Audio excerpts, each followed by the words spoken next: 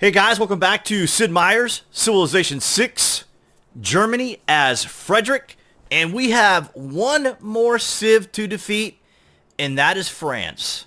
And it looks like they are ensconced up here in the northwest part of the map, and I am debating if I'm just going to go ahead and pass Bordeaux, as we say here in the... Oh no, we got India. We still have India. I'm sorry. I got ahead of myself there. Yeah, we still got to get India. So I think what we'll do is we'll go ahead and march on France. Well, actually, no. We'll probably take India next. So that's what we'll do. We'll go ahead and take care of India. They are not going to be easy to get to. I'm kind of thinking going through this narrow pass here is going to be a big pain. So what we could do is maybe even just go for France and then just work our way down. That's what I think I'll do. I think I'm just going to go march towards France. So in the meantime, let's take a look at our tech tree here. It's still early in the game, but we're wrapping it up. It is a small map, and I just wanted to kind of demonstrate that even at king level, you pretty much have to take care of your neighboring civs fairly quickly, because they will do the same to you, and they will run away with the game. So we got Niter, and we can head towards ballistics. I think would be where we're going to want to go after mass production. So I think I'm going to go ahead and go with ballistics, so that we get that extra firepower. Well, actually, no. Let me change that to maybe even naval, but I don't think we're going to make it to U-boats in this game, but no, I don't know. Naval's not going to make it. Incidentally, I discovered that submarines no longer go under ice anymore. That's kind of disappointing. They've really made a lot of limitations on the game here. So let's go ahead and take Japan. And it was in revolt prior to us taking it, so we'll need to take care of these dissident samurai that are over here, and we'll go ahead and... Oh, that can't be repaired because that is an actual building. So let's go ahead and just do some improvements here. Take the camp. And let's see if there was any other barbarians in that area. Go ahead and we'll just start working our way up towards France while we take care of some of these samurai. It's just some pretty tough units. Not to mention barbarians are very brutal. King difficulty and higher. I am finding they are quite the challenge. Alright, let's go ahead and just start repairing everything here. We could take the opportunity to start kind of working on our city. Do a little city management. Grab some niter right there. And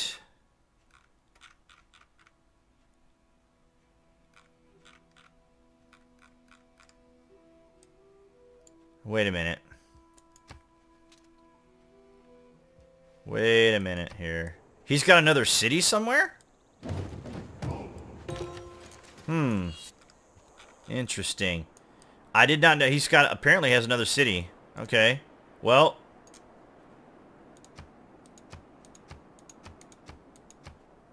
We will wait for our next turn, and then we will go ahead and get that seeded. I did not realize he had another city, but apparently he does. Alright, we're going to go ahead and start marching these guys towards France. We'll take the road. That'll be far more efficient. And we do already have niter. However, doesn't hurt to have more. He's got 4 builds on him, so getting that extra niter is not going to be a big deal. Just going to check over here for additional units. Go ahead and heal up. Additional barbarians, that is, more specifically. I'm not sure why I keep saying more specifically. That's probably not a lot of fun to have to hear. Let's clear this swamp. We'll be able to take care of these samurai. Swing him around. Now, we do have bombards, but we are hurting for gold. As a matter of fact, we are about to lose gold. So we need to concentrate on some gold here. And yeah, trade route. Definitely, we're going to need that.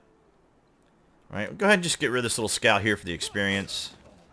He'll be an easy kill. Move in our catapult and get that chariot out of the way. And let's see. Yep, we'll work on the bank. Unless we can do another trade route, we can. So let's do that. I know it's 28 turns, but we're going to need the money. Let's continue our friendship with Valletta.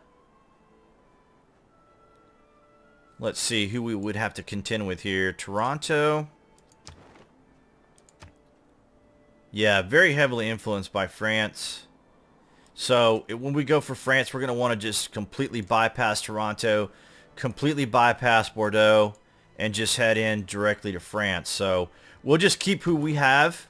I think will be a good idea as far as ally is concerned. And it is a very unique system that the devs have developed for this game. Being a diplomatic victory type person, I was just so accustomed to being able to manage the city-states with a little bit more proficiency. And now it's, you know, you have to use this, I don't know, I guess restricted system, would that be a way to say it? I don't know if that'd be a really fair thing to say. We have some unhappy people, which doesn't surprise me, especially in Kyoto. That's not good. I did not work that camp, apparently. Do we have camp? Come on. Yeah, we have a unlooted barbarian camp. Can we cross tiles? Yes. We'll go grab that then for the money. Let's get some niter. And, wow. Yeah, we're going to be busy here in Kyoto. Probably going to spend this game just doing a little bit of Kyoto management and some city management. Getting everything together. War can be rough, and wow, those are musketmen. And the thing about it is that, like right now on an off-camera game, I'm playing and being real friendly-like to all the civs and so forth. However, as soon as they attack me, right? It's a little dangerous, but we'll go for it. When they attack me, I have no other choice but to fight. And next thing I know, I'm a warmonger the whole freaking game. So, yeah, I'm kind of thinking maybe it'll be addressed at some point as to how that's managed. I don't. It wasn't that bad in Civ 5 that I can recall, but one of the biggest differences from Civ 5 to Civ 6 is, as you recall in Civ 5, we could get the civs to war with each other. And that was how we handled a lot of the civilizations that were really too far away from us. Or in other words, like if you're playing just kind of a peaceful game, or as I like to refer to it as Cadillacing, you know, back then in Civ 5, you could Cadillac the game and just have the cities war each other. And in Civ 6, that is no longer the case.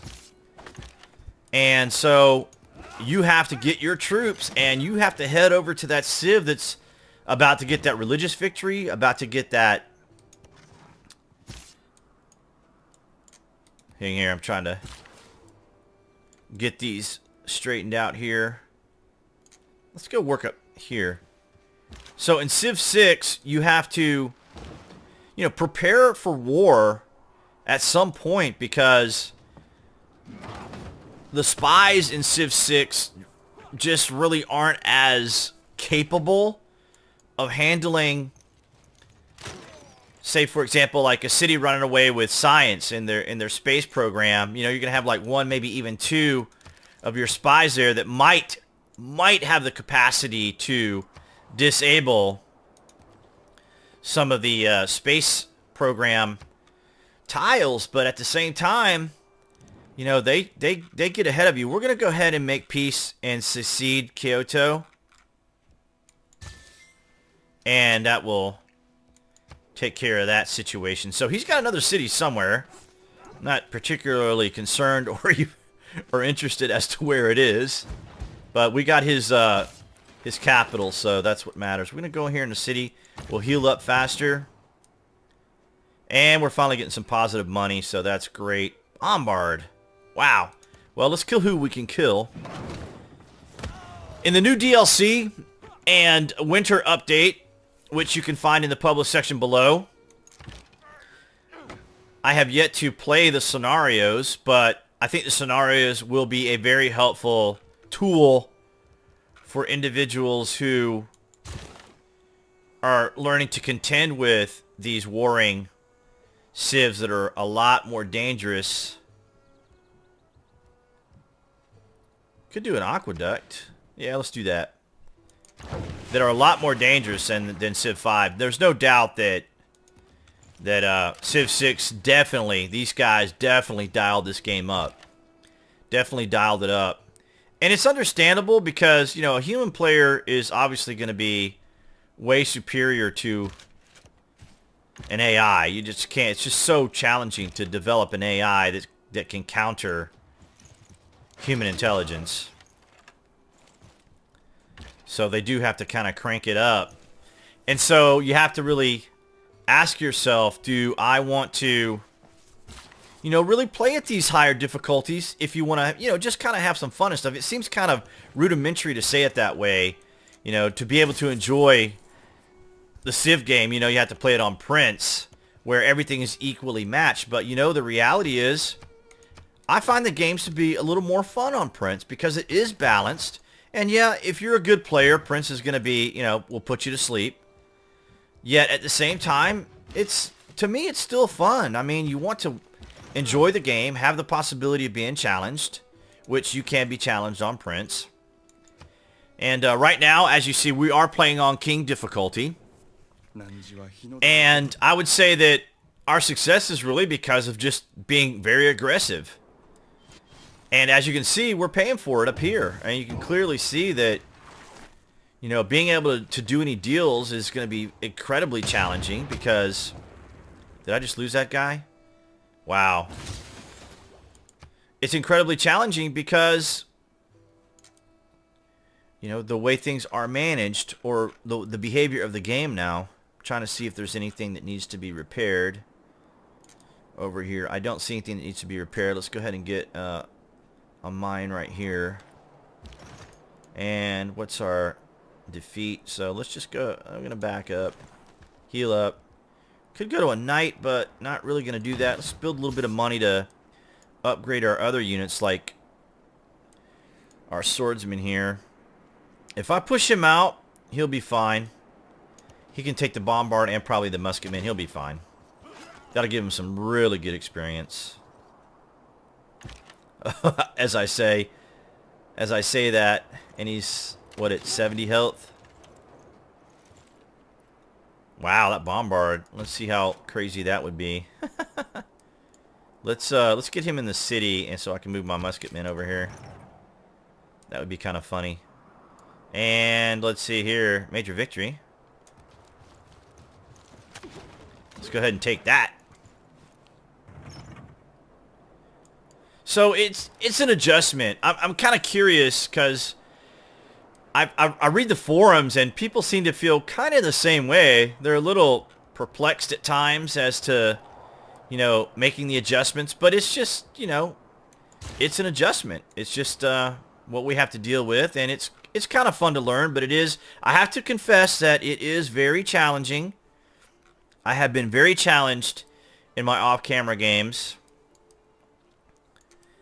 in King difficulty because I try to, you know, maybe I got a little lazy, tried to Cadillac it a little bit, and end up having to, I will confess it, quitting the game not to take the loss. It seems kind of silly, but I just do it because I'm a big stat person. I love it, doing the achievements and accomplishing those kinds of things, and I've only lost twice, so it's not like it's a big deal. I mean, I'm totally capable and willing to lose a few games to learn. And I think another reason too that contributes to the loss in essence is because I've been trying to do culture victory, and it is culture victory is a very complex thing in Civ 6. It's got a lot of interesting detail to it that I have to confess I do enjoy. And so because Civ 6 requires, oh boy, check that out. Because Civ 6 requires a certain level of sophistication, build, and development with city districts, you know, your ability to kind of focus on wonders, you kind of have to balance that out. Do I want to make wonders or do I not want to make wonders? Do I want to make a wonder versus, say, like industrial zone? So those are the kind of the questions you have to ask yourself and balance it all out. All right, we're being denounced by Egypt, warmonger.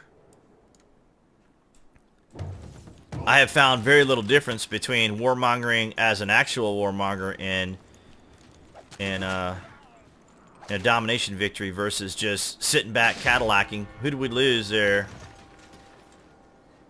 Our swordsman. Oh, our musketman. Yeah, swordsman. We lost our swordsman. All right, and wow. All right, so let's go. Let's just move him out for now and move him in.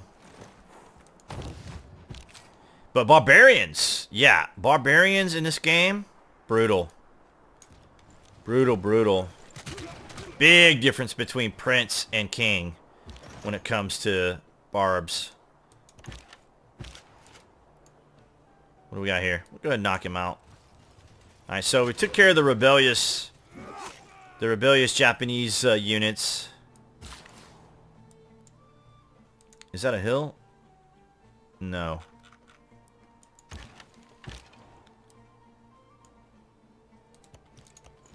Go ahead and start that march. So yeah, so see, like for example, if we wanted any kind of a wonder right now, well, I mean 11 turns, but it adds up. The wonders do add up. We also have the Hansas, which probably makes a lot of this really good. And let's go ahead and get our science going. Wow, I can't believe I haven't focused on science with this guy. Do I want to give up the food, though? That's the other thing. Well, we'll give up the camp. And that's going to give us 1, 2, 3, 4, 5. 1, 2, 3, 4, 5. Works kind of synergistically. And let's just heal all our guys up.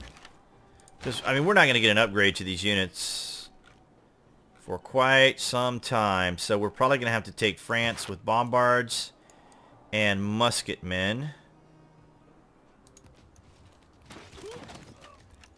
Should be able to take care of this guy here. This knight. Or spearman. Yeah, I just want to crank out farms here. And we'll just take a quick little look around here, around Egypt. Alright, let's see. Let's get this other T here. If we can. Get those apostles out of the way. Doggone it. Those lumbering units that just kind of want to stay in your way. We're going to go up here and take a look. This should be Paris. I hope that's Paris. That'll make our lives a lot easier. Love those crossbowmen. Those crossbowmen are really great. Even kind of into the late game, they serve a really good purpose. I conclude then this point touching upon the power. All right, let's take a look. We want to work our way towards probably fascism. But in the meantime, we're going to want to work towards monarchy. Most likely. Which is what we're running with right now. I haven't checked government. Yeah, we're running monarchy right now. No, we're not.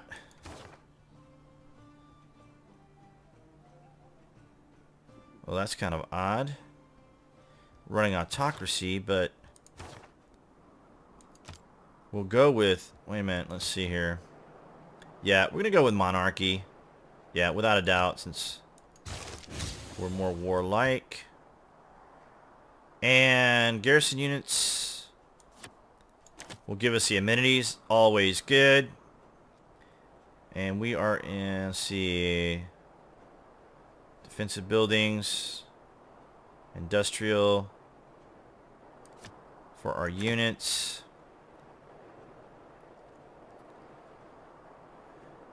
We're going to get some envoys going here. Help us out with a little bit of envoys.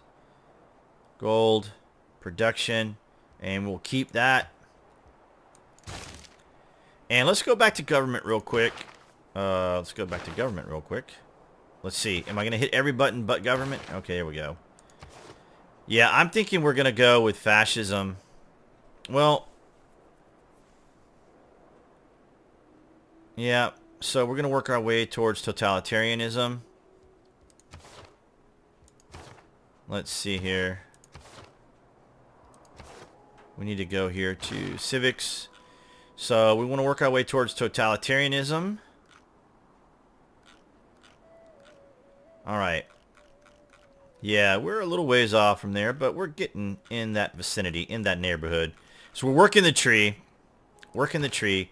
Normally I don't do or show a lot of that. Usually try to take care of all that between games, but we are in the middle of, I guess, kind of a lull. For me, I don't really mind it. You know, as a fan of the game, I don't really mind watching the guys do well or play the game, because you learn a lot from just watching them. I think I'm going to upgrade those to ballistics.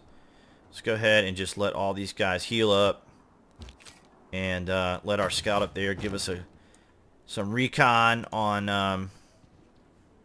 might even change those to bombard if we have enough money. Maybe we can make a little bit of money here. Alright, so we are going to work our way to totalitarianism. So let's see. We'll go with enlightenment. That's always going to be a good civic.